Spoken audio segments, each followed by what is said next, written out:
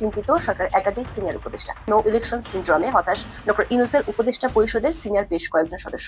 24 June technical বৈঠকের ফাঁকে senior কয়েকজন উপদেষ্টা ডক্টর ইউনূসকে তাদের হতাশার কথা জানিয়েছে। শেষ মুহূর্তে আওয়ামী লীগের উপরে যে নিষেধাজ্ঞা জারি করা হয়েছে সেই নিষেধাজ্ঞা তুলে নেওয়া হতে পারে, নির্বাচন কমিশন তাদের নিবন্ধন ফিরিয়ে দিতে পারে, আন্তর্জাতিক চাপে দৃশ্যপট পাল্টে যেতে পারে যখন মনে করা হচ্ছে, ঠিক সেই সময় স্বরাষ্ট্র উপদেষ্টা এমন মন্তব্য করলেন। যেভাবে সাবেক সিএসি নুরুল হুদাকে সামাজিক এবং শারীরিকভাবে লাঞ্ছিত করা হয়েছে তা ফৌজদারি অপরাধ। ওনার সাথে একটা খারাপ একটা নীতি পাঠক করাই দিতে যেভাবে করা হয়েছে যে মব জাস্টিস, এটা হলো কোনো অবস্থা গ্রহণযোগ্য না। জাতীয় পার্টিকে নিয়ে বিরাট বন্দোবস্ত চলছে। এখন প্ল্যান বি সামনে আছে। প্ল্যান বি কি? জাতীয় পার্টির ব্যানারে নির্বাচন করবে আওয়ামী লীগ। যেমন আওয়ামী লীগের ফিক্সড ভোটারও অনেক, সেটা স্টিল জামাতের চাইতে হয়তো বেশি। সে আওয়ামী লীগের ফিক্সড ভোটাররা যদি জাতীয় পার্টিকে ভোট দেয়, জাতীয় পার্টি খুব সহজেই প্রধান বিরোধী। নমস্কার, আজকে বেশ কিছু গুরুত্বপূর্ণ ভিডিও নিয়ে চলে এসেছি আপনাদের জন্য। আর এই ভিডিওগুলো হতে চলেছে খুবই এই রাজনীতি পলিটিক্স নিয়ে বাংলাদেশের যে এখন বর্তমান ইতিহাস চলছে সেই তার উপরের ভিডিও ব্যাখ্যা নিয়ে চলে এসেছি আপনাদের জন্য, যার কিছুটা অংশ বিশেষ আপনারা ইতিমধ্যে দেখে নিয়েছেন। আমি আশা করব আপনাদের কাছ থেকে যে ভিডিওগুলো দেখে আপনারা বুঝতে পেরেছেন যে এর ইঙ্গিত কোন দিকে করছে। তো প্রিয় দর্শক, আপনারা ভিডিওগুলো দেখে আপনারা কমেন্ট অবশ্যই করতে পারেন যে আসলে আওয়ামী লীগ আর আপনার যে বিএনপি পার্টি আছে প্লাস ছাত্র যে দল আছে সরকারের বিরুদ্ধে বা এই সরকারের থাকা বা না থাকা কীরকম বর্তমান পলিটিক্স চলবে বা আমাদের বাংলাদেশে চলতে পারে। তো বিশেষ কিছু অংশ আপনাদের সামনে আমি রেখেছি। তো যে ভিডিওগুলো দেখে আপনারা অবশ্যই কমেন্ট করতে পারেন। তো চলুন বেশি না কথা বলে আপনাদের জন্য ভিডিওগুলো আমি রাখছি। চলুন ভিডিওগুলো দেখুন আর কমেন্ট করে অবশ্যই আপনারা জানাবেন আদেও বাংলাদেশের ভবিষ্যৎ কী আর ভবিষ্যৎ কার হাতে, ভবিষ্যৎ কীরকম ভাব বাংলাদেশের আগামী দিনে যাবে। তো চলুন প্রিয় দর্শক, ভিডিওগুলো আপনারা ভালোভাবে বেশি স্কিপ না করে বেশি না টেনে ভিডিওগুলোকে পুরো দেখতে থাকুন আর ভিডিওগুলোকে বুঝতে থাকুন। মব সন্ত্রাস, নগর ভবন এবং এনবিআর ইস্যু নিয়ে চিন্তিত সরকার একাধিক সিনিয়র উপদেষ্টা। আবার সংস্কার ইস্যু নিয়ে রাজনৈতিক দলগুলোর মধ্যে ঐক্য না হওয়ায় নির্বাচনী কাজের কোনো লক্ষণ দেখা যাচ্ছে না। সরকার জুলাই আন্দোলনের বর্ষপূর্তি আয়োজনের জন্য 1.5 মাসের কর্মসূচি ঘোষণা করলেও সেখানে জুলাই সনদের নামগন্ধ নেই। আর তাই নো ইলেকশন সিন্ড্রোমে হতাশ ডক্টর ইউনূসের উপদেষ্টা পরিষদের সিনিয়র বেশ কয়েকজন সদস্য। 24 জুন টেকনিক্যাল বৈঠকের ফাঁকে সিনিয়র কয়েকজন উপদেষ্টা ডক্টর ইউনূসকে তাদের হতাশার কথা জানিয়েছেন। উপদেষ্টাদের আশঙ্কা, ইশরাকের সমর্থকদের হাতে নগর ভবন দখলে আছে, মব সন্ত্রাস বাড়তে থাকলেও সরকার নীরব দর্শকের ভূমিকা পালন করছে। এর মধ্যে যদি 28 জুন থেকে এনবিআর এ কমপ্লিট শাটডাউন পরিস্থিতি শুরু হয় তাহলে পরিস্থিতি আরো ঘোলাটে হয়ে যাবে। এমন পরিস্থিতিতে সংস্কারের নানা ইস্যুতে রাজনৈতিক দলগুলোর মধ্যে অনেকের কারণে জুলাই সনদ ঝুলে যেতে পারে। অন্যদিকে সেনাবাহিনীর পক্ষ থেকে বারবার করে দ্রুত নির্বাচন শেষে ব্যারাকে ফিরে যাওয়ার কথা বলা হচ্ছে। এমন পরিস্থিতিতে সামনের দিনগুলোতে সরকারের জন্য ঝুঁকি ও সমস্যা বাড়ার আশঙ্কাই করছেন সরকারের এমন কয়েকজন উপদেষ্টা যারা গণমাধ্যমে বা জনপরিসরের আলোচনায় আসেন না। জ্বালানি উপদেষ্টা ফজল কবির খান, যিনি সাধারণত জনপরিসরের আলোচনার ইস্যুগুলো নিয়ে মুখ খুলেন না, তিনিও এ নিয়ে সামাজিক মাধ্যমে পোস্ট দিয়েছেন। বলেছেন ব্যাপারটি মেনে নেওয়া যায় না। বিশেষ করে পুলিশের উপস্থিতিতে 1 ঘন্টা ধরে বীর মুক্তিযোদ্ধা এই সাবেক সিসিকে নাজেহাল করা হয়। আবার মব তৈরির আগেই বিষয়টি পুলিশকে জানানো হয়েছিল, কিন্তু পুলিশ কোনো ব্যবস্থা নেয়নি। বিষয়টি পুরো জনপ্রশাসনের ব্যাপক নেতিবাচক প্রতিক্রিয়া তৈরি করেছে। এমনিতেই অভিযোগ হলো সরকার কোনো ধরনের তদন্ত ছাড়াই ফেসিবাদের দোষর ট্যাগ দিয়ে প্রশাসনের কর্মকর্তাদের শায়েস্তা করছে। এটি প্রশাসনের কর্মকর্তাদের মধ্যে আতঙ্ক তৈরি করেছে। গত ফেব্রুয়ারিতে প্রশাসনের 43 কর্মকর্তাকে ওএসটি করেছে অন্তর্বর্তী সরকার। তারা 2018 সালের সংসদ নির্বাচনে ডিসি হিসেবে রিটার্নিং কর্মকর্তার দায়িত্ব পালন করেছিলেন। এছাড়া 2014 ও 2018 সালের সংসদ নির্বাচনের সময় ডিসি পদে দায়িত্ব পালনকারী 22 জনকে বাধ্যতামূলক অবসরে পাঠানো হয়েছে। এরপর থেকে কর্মকর্তাদের মধ্যে ডিসি হওয়ার আগ্রহই দেখা যাচ্ছে না। অথচ আগে যেখানে এই পদে নিয়োগ পেতে ব্যাপক আগ্রহ থাকতো, তদবিরও হতো, সেখানে এখন ডাক পেয়েও সাক্ষাৎকার দেননি প্রায় অর্ধেক সংখ্যক কর্মকর্তা। ডিসি নিয়োগে 25 এবং 27তম ব্যাচের 269 কর্মকর্তাকে সাক্ষাৎকারের জন্য ডেকেছিল জনপ্রশাসন মন্ত্রণালয়, কিন্তু সাক্ষাৎকার দিতে গেছেন 136 জন, অর্থাৎ প্রায় 49% কর্মকর্তা সাক্ষাৎকারে অনুপস্থিত থেকেছেন। আগামী নির্বাচনের সময় ডিসি হিসেবে দায়িত্ব পালন করতে চান না বেশিরভাগ সরকারি কর্মকর্তা। প্রফেশনাল ও যোগ্য ডিসি ছাড়া সুষ্ঠু নির্বাচন প্রায় অসম্ভব। এমন অবস্থায় নির্বাচনের আগে সরকারের জন্য বিপদ বাড়ছে। তিনজন উপদেষ্টা ইশরাকের মেয়র হিসেবে শপথ পড়ানোর ইস্যু এবং নগর ভবন অকেজো হয়ে থাকার ইস্যুটি নিয়ে আলোচনা করেন। গত 19 জুন উপদেষ্টা পরিষদের বৈঠক শেষে এই বিষয়টি নিয়ে অনানুষ্ঠানিক আলোচনা হয়েছিল। ওই বৈঠকে সরকারের 9 জন উপদেষ্টা ছিলেন। সেখানে সিদ্ধান্ত হয়েছিল সরকার হার্ড লাইনে যাবে। ইশরাককে থামানো না গেলে সরকার ঢাকা সিটি কর্পোরেশন নির্বাচনের ঘোষণা দিবে। যদিও স্থানীয় সরকার উপদেষ্টা এবং বিএনপি নেতা ইশরাক হোসেন বেশ কয়েক দফা ইস্যুটি নিয়ে বাকযুদ্ধে লিপ্ত হয়েছেন। শপথ না নিয়ে মেয়র হিসেবে প্রশাসনিক কর্মকর্তা কর্মচারীদের বিভিন্ন সভায় অংশ নিয়ে বিএনপি নেতা ইশরাক হোসেন সরকারি কাজে বাধা দেওয়ার মতো ক্রিমিনাল অফেন্স বা ফৌজদারি অপরাধ করেছেন বলে মন্তব্য করেছেন উপদেষ্টা আসিফ মাহমুদ সজীব ভুঁইয়া। অন্যদিকে স্থানীয় সরকার উপদেষ্টা আসিফ মাহমুদ সজীব ভুঁইয়ার উদ্দেশ্যে ইশরাক হোসেন বলেছেন, এ ধরনের মূর্খ উপদেষ্টা বাংলাদেশের ইতিহাসে কেউ কোনোদিন দেখেনি। তবে লন্ডনে তারেক ইউনূসের বৈঠকের সাফল্য এখনই ছুঁড়ে ফেলতে চান না ডক্টর ইউনূস, তাই হার্ড লাইনে যাওয়ার সিদ্ধান্ত স্থগিত রাখা হয়েছে। কিন্তু 24 জুন এথনিকের বৈঠক যখন চলছিল তখনই নগর ভবনে দু গ্রুপের সংঘর্ষের খবর আসে। বলতে গেলে গত 14 মে থেকে নগর ভবন অচল হয়ে আছে। এমন পরিস্থিতি নিয়ে নিজেদের হতাশার কথা ডক্টর ইউনূসকে জানিয়েছেন কয়েকজন উপদেষ্টা। অর্থ উপদেষ্টা, পরিকল্পনা উপদেষ্টা এবং বাণিজ্য উপদেষ্টা এনবিআর ইস্যুটি নিয়ে নিজেদের উদ্বেগের কথা জানিয়েছেন। জাতীয় রাজস্ব বোর্ডের চেয়ারম্যান মোহাম্মদ আব্দুর রহমানকে অপসারণ করার দাবির মধ্যে জারি করা সবশেষ 2টি বদলি আদেশকে প্রকাশ্যে ছিঁড়ে ফেলেছে আন্দোলনকারীরা। এটি সরাসরি সরকারি সিদ্ধান্ত না মানার ঘোষণা। এনবিআর চেয়ারম্যানকে আগামী শুক্রবারের মধ্যে অপসারণ না করা হলে শনিবার থেকে কর, কাস্টমস ও ভ্যাট বিভাগের সকল দপ্তরে লাগাতার কমপ্লিট শাটডাউনের ঘোষণা দেওয়া হয়েছে। যদি এই শাটডাউন শুরু হয়ে যায় তাহলে দেশের বাণিজ্য ব্যবস্থা অচল হয়ে যেতে পারে। তবে এসব ইস্যুর বাইরে উপদেষ্টাদের বেশি উদ্বেগ আগামী সংসদ নির্বাচন আয়োজনের কোনো উপলক্ষ সরকারের তরফ থেকে দেখা যাচ্ছে না। একজন উপদেষ্টা বিষয়টিকে বলেছেন no syndrome of election. Doctor ইউনূসের এপ্রিলের প্রথমার্ধে নির্বাচনের ঘোষণা দিয়েছিলেন। এর মধ্যে লন্ডন বৈঠকের পর সেটি ফেব্রুয়ারির প্রথমার্ধে বা রমজানের আগে হতে পারে এমন সম্ভাবনা দেখা দিয়েছিল।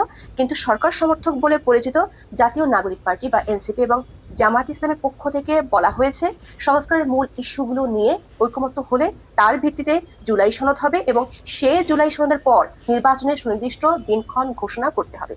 কিন্তু সম্প্রতি দলগুলোর সঙ্গে ঐকমত্য কমিশনের ধারাবাহিক বৈঠকগুলোতে সংস্কারের মেজর ইস্যুগুলো নিয়ে মত পার্থক্য জোরালো হয়ে সামনে এসেছে।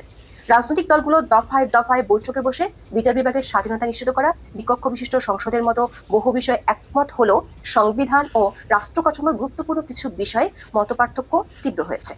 প্রধানমন্ত্রীর মেয়াদ, রাষ্ট্রপতি নির্বাচন, সাংবিধানিক বিভিন্ন প্রতিষ্ঠানে নিয়োগের জন্য জাতীয় সাংবিধানিক পরিষদ গঠন, রাষ্ট্রের মূলনীতি সহ মৌলিক বিষয়গুলোতে মত পার্থক্য বেশি। একই ব্যক্তির একই সঙ্গে দলীয় প্রধান ও সরকার প্রধানের পদে থাকতে পারবেন না এমন প্রস্তাবেরও বিরোধিতা করছে বিএনপি। বিভক্তি আরও আছে, সেটা হচ্ছে সংস্কার কখন এবং কিভাবে বাস্তবায়ন হবে। এক্ষেত্রে এনসিপি এবং জামাত চায় নির্বাচনের আগেই সংস্কার কার্যকর হোক। দলগুলোর মধ্যে সংস্কার নিয়ে নানা বিভক্তির মধ্যে 166টি ইস্যুতে ঐক্যমত্য কমিশন ধারাবাহিক বৈঠক করছে।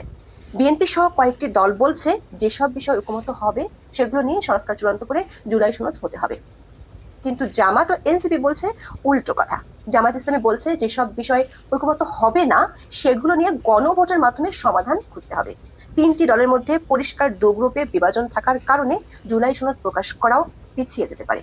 সরকারের পক্ষ থেকে 24 জুন জুলাই আন্দোলনের বর্ষপূর্তি উপলক্ষে কর্মসূচি ঘোষণা করা হয়েছে, কিন্তু সেই কর্মসূচিতে জুলাই ঘোষণা কবে হবে তার উল্লেখ নেই। আবার সরকার সমর্থিত ছাত্র নেতাদের পক্ষ থেকে জুলাই ঘোষণাপত্রের দাবি করা হয়েছিল। গত 10 মে সরকারের পক্ষ থেকে বলা হয়েছিল 30 কার্য দিবসের মধ্যে জুলাই ঘোষণাপত্র দেওয়া হবে, কিন্তু সেটির কোনো উল্লেখ নেই সরকারের জুলাই কর্মসূচিতে। নির্বাচন কমিশন সূত্রে জানা গেছে নির্বাচনের দিনক্ষণ তো দূরের কথা, নির্বাচনের জন্য দরকারি প্রশাসনিক কাজগুলো শুরু করার কোনো ইঙ্গিত সরকারের পক্ষ থেকে কমিশন পায়নি। সরকার একাধিক উপদেষ্টা মনে করেন নির্বাচন আয়োজনের কোনো লক্ষণ বা তাগিদ সরকারের মধ্যে নেই, বরং উল্টো সরকারের কয়েকজন উপদেষ্টার মত হলো এই সরকার শুধু নির্বাচন আয়োজনের জন্য দায়িত্ব নেয়নি। যেটিতে পরিষ্কার অন্তর্বর্তী সরকারের প্রধান বিবেচনায় এখনো নির্বাচন নেই, কিন্তু সেনাবাহিনীর তরফ থেকে বেশ কয়েকবার বলা হয়েছে দ্রুত নির্বাচন শেষ করে তারা ব্যারাকে ফিরে যেতে চায়। গত 21শে মে সেনা সদরের অফিসার্স অ্যাড্রেস অনুষ্ঠানে মোহাম্মদ ইউনূস সরকারকে সেনাপ্রধান জেনারেল ওয়াকারুজ্জামান বলেছিলেন ডিসেম্বরের মধ্যে নির্বাচন হওয়া উচিত। 23 জুন জেনারেল ওয়াকারের দায়িত্ব গ্রহণের বর্ষপূর্তি উপলক্ষে সেনা সদরে আবারও দরবার অনুষ্ঠিত হয়। তবে এই অনুষ্ঠানে জেনারেল ওয়াকার নিজে নির্বাচন নিয়ে কোনো কথা না বললেও সেনা কর্মকর্তারা দ্রুত ব্যারাকে ফিরে যাওয়ার বিষয়টি নিয়ে বক্তব্য দিয়েছেন। কয়েকজন জুনিয়র অফিসার প্রশ্ন করেছেন কবে তারা সড়কের ডিউটি ছেড়ে ব্যারাকে ফিরতে পারবেন। তারা বলেছেন এত অল্প জনবল নিয়ে সেনা সদস্যরা মব সন্ত্রাস ঠেকাতে হিমশিম খেয়ে যাচ্ছে, যেটিতে সেনাবাহিনীর ভাবমূর্তি প্রশ্নবিদ্ধ হচ্ছে। এভাবে কত দিন চলবে? সূত্রগুলো বলছে সরকারের বেশ কয়েকজন সিনিয়র উপদেষ্টা নো ইলেকশন সিন্ড্রোমে বেশ হতাশ। ডক্টর ইউনূস ও তার ঘনিষ্ঠ কয়েকজন নীতি নির্ধারকরা নির্বাচনের ইস্যুটি আনুষ্ঠানিক আলোচনায় আনতেই চান না। এমন পরিস্থিতি চলতে থাকলে উপদেষ্টাদের হতাশাটা রাজনৈতিক দলগুলোর মধ্যে ছড়িয়ে যেতে পারে। তখন পরিস্থিতি আবারও উত্তপ্ত হয়ে উঠতে পারে। আওয়ামী লীগ নিয়ে সরকারের টেনশন আর নেই, অর্থাৎ সরকার গত 10 মাসে আওয়ামী লীগ নিয়ে যে ধরনের টেনশনে ছিল যে আওয়ামী লীগ যে কোনো মুহূর্তে পাল্টা আঘাত হানতে পারে, আওয়ামী লীগ ফিরে আসতে পারে, শেখ হাসিনা ভারত থেকে বাংলাদেশে ফিরে আসতে পারেন খুব দ্রুত, ফিরে এসে জুলাই আন্দোলন যারা সংগঠিত করেছিল তাদের বিরুদ্ধে অ্যাকশানে যেতে পারে আওয়ামী লীগ, এরকম নানা রকমের ভীতি কাজ করছিল এক ধরনের। সেই ভীতি যে এখনও কাজ করছে না সেটা বলা যাবে না। এনসিপি নেতাদের বিভিন্ন সময় বিভিন্ন ধরনের কথাবার্তায়, বৈষম্যবিরোধী আন্দোলনের নেতাদের বিভিন্ন রকমের কথাবার্তায় বোঝা যায়, স্পষ্ট বোঝা যায় যে তাদের মধ্যে আওয়ামী ভীতি এক ধরনের রয়েছে এবং তারা প্রকাশ্যে বহু জায়গায় বলেছেন যে আওয়ামী লীগ ফিরে আসলে আমাদের ফাঁসির দড়িতে ঝুলতে হবে, আমাদের কাউকে ছাড়বে না আওয়ামী লীগ। এরকম ভীতি যখন চলছিল তখন স্বরাষ্ট্র উপদেষ্টার এই মন্তব্য যে আওয়ামী লীগ ধীরে ধীরে নিষ্ক্রিয় হয়ে যাচ্ছে, তার মাধ্যমে কি ব্যাপারটা এরকম হলো যে ভীতিগুলো দূর হয়ে গেল? বৈষম্যবিরোধী আন্দোলনের সঙ্গে যারা জড়িত ছিলেন তাদের ভীতি দূর হয়ে গেছে, সরকারের মধ্যেও সরকারের উপদেষ্টারা কিংবা সরকারের মধ্যে যারা ছিলেন তাদের মধ্যে এক ধরনের ভীতি কাজ করছিল আওয়ামী লীগকে নিয়ে, যে আওয়ামী লীগকে কীভাবে ট্যাকেল দিতে পারবে, আওয়ামী লীগকে কীভাবে মোকাবেলা করবে। রাজনৈতিকভাবে আওয়ামী লীগকে মোকাবেলার কথা অনেকে বলার চেষ্টা করলেও সরকার কিন্তু সেই পথে হাঁটেনি। সরকার নির্বাহী আদেশে আওয়ামী লীগের মোকাবেলা করার চেষ্টা করেছে এবং যে আওয়ামী লীগের বিচারই শুরু হয়নি, দল হিসেবে আওয়ামী লীগের বিচারই শুরু হয়নি, সেই আওয়ামী লীগকে নিষিদ্ধ করা হয়েছে, কার্যক্রম নিষেধাজ্ঞা দেওয়া হয়েছে বিচার শেষ না হওয়ার আগ পর্যন্ত, এমন তত্ত্ব সামনে নিয়ে এসে সেটার সমালোচনা অনেকে করেছেন যে বিচার শুরুই হয়নি সেই বিচার শেষ না হওয়া পর্যন্ত একটা দলের কার্যক্রম কেন বন্ধ থাকবে। এই যে পদক্ষেপগুলো নেওয়া হয়েছে আওয়ামী লীগ বিষয়ক পদক্ষেপ, আওয়ামী লীগের গত সরকারের বহু বিতর্কিত সিদ্ধান্তের বাইরে এসে নতুন সিদ্ধান্তকে যেমন মানুষ সাধুবাদ জানিয়েছে, আবার অনেক সিদ্ধান্ত এই সরকার বিতর্কিত সিদ্ধান্ত নিয়েছে, পাইকারি হারে অনেক কিছু করেছে, মবকে এক ধরনের উৎসাহিত করা হয়েছে। 32 নম্বর যখন ভেঙে ফেলা হয়েছে তখন সরকার সিটি কর্পোরেশনের বুলডোজার সাপ্লাই দিয়েছে, এরকম অভিযোগ রয়েছে। সরকার নিষ্ক্রিয় থেকেছে। প্রধান উপদেষ্টা বিদেশি সংবাদ মাধ্যমের উত্তরে বলেছেন যে পুলিশ সেই সময় কার্যকর ছিল না, পুলিশের মনে ভয় ছিল যে কদিন আগেই আমরা যাদেরকে মেরেছি তাদেরকে কিভাবে থামাতে যাব, সেই ভয়ে পুলিশ কার্যকর ভূমিকা পালন করতে পারেনি, সেই কারণে 32-এর বাড়ি ভাঙার সময় প্রশাসন কোনো উদ্যোগ নেয়নি। এরকম নানা প্রসঙ্গ নিয়ে আলোচনা যখন হয়েছে এবং সেই সব প্রসঙ্গগুলোই আওয়ামী ভীতির প্রসঙ্গ, সেই আওয়ামী ভীতি সম্ভবত সরকারের কেটে গেছে। স্বরাষ্ট্র উপদেষ্টার এই মন্তব্যের মাধ্যমে এটা অন্তত উপলব্ধি করা যেতে পারে যে সরকারের ভেতরে আর আওয়ামী ভীতি কাজ করছে না। তাহলে কি ব্যাপারটা এরকম যে আগামী যে নির্বাচনে ইনক্লুসিভ নির্বাচনের তত্ত্ব বলছেন বিশ্বের অধিকাংশ দেশ এবং জাতিসংঘ, সেই ব্যাপারটাতে খুব একটা বিপদ মনে করছে না সরকার, সেই ব্যাপারটা স্বাচ্ছন্দ্যেই তারা পেরিয়ে যেতে পারবে এমনটা ভাবছে? অর্থাৎ আওয়ামী লীগকে নিয়ে সামনে যে ধরনের সংকট হতে পারত সেই সংকটগুলো সরকারের কেটে গেছে তেমনটাই মনে হয়েছে। কিন্তু বাস্তবতা কি আদতে তেমন যে আওয়ামী লীগকে নিয়ে সরকারের ভেতরে যে ভীতিগুলো ছিল সেই ভীতিগুলো কেটে গেছে? আওয়ামী লীগ যে কোনো সময় ফিরে আসার যে চেষ্টা করছিল সেই চেষ্টা আর তারা করতে পারছে না? বাস্তবতা কি এরকম? আমার মনে হয় না যে বাস্তবতা তেমন। প্রথম বাস্তবতা হচ্ছে যে আগামী নির্বাচন আওয়ামী লীগকে ছাড়া আওয়ামী লীগের মতো একটা বড় দল, বাংলাদেশের দুটো বড় দল আওয়ামী লীগ এবং বিএনপি, তার মধ্যে একটা দলকে বাদ দিয়ে নির্বাচন কোনোভাবেই গ্রহণযোগ্য হবে না। এটা বিশ্ব জনমত যেভাবে কথা বলছে সেটাতে স্পষ্ট বোঝা যাচ্ছে। সেই কারণেই আগামী নির্বাচন আওয়ামী লীগকে ছাড়া এই সরকার করতে গিয়ে হিমশিম খাবে।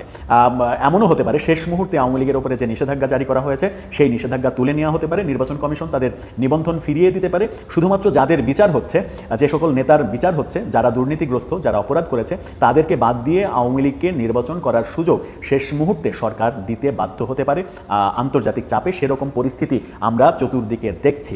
সর্বশেষ বিএনপির প্রতিনিধি দল যে চীন সফরে গেছে, চীনও কিন্তু অংশগ্রহণমূলক অবাধ সুষ্ঠু নির্বাচনের কথা বলেছে এবং বিএনপিও শেষ পর্যন্ত আওয়ামী লীগের মতো বড় দলকে বাদ দিয়ে নির্বাচনের কথা ভাববে কি ভাববে না সেই ব্যাপারে যথেষ্ট সন্দেহ রয়েছে। কারণ বিএনপিকে সরকার গঠন করে সরকার চালাতে হলে আন্তর্জাতিক মহলের সাপোর্ট প্রয়োজন হবে, আর আন্তর্জাতিক মহলের কাছে কাছে যদি নির্বাচন প্রশ্নবিদ্ধ হয় তাহলে সেই সাপোর্ট তারা পাবে না, যেমনটা আওয়ামী লীগ সরকার শেষের দিকে এসে আন্তর্জাতিক সমর্থন হারিয়ে ফেলেছিল। আন্তর্জাতিক সমর্থন হারিয়ে ফেলেছিল বলে তাদের পতনে কেউ কিন্তু তাদের পক্ষে দাঁড়ায়নি, একমাত্র ভারত ছাড়া। যুক্তরাষ্ট্রের প্রশাসন সরাসরি বিরোধিতা করেছে, এটা এখন একেবারে ওপেন সিক্রেট। সেই পরিস্থিতিতে বিএনপি কিংবা বর্তমান সরকারও পড়তে পারে, এই আশঙ্কা থেকেই দৃশ্যপট পাল্টে যেতে পারে যখন মনে করা হচ্ছে, ঠিক সেই সময় স্বরাষ্ট্র উপদেষ্টা এমন মন্তব্য করলেন যে আওয়ামী লীগ নিষ্ক্রিয় হয়ে যাচ্ছে।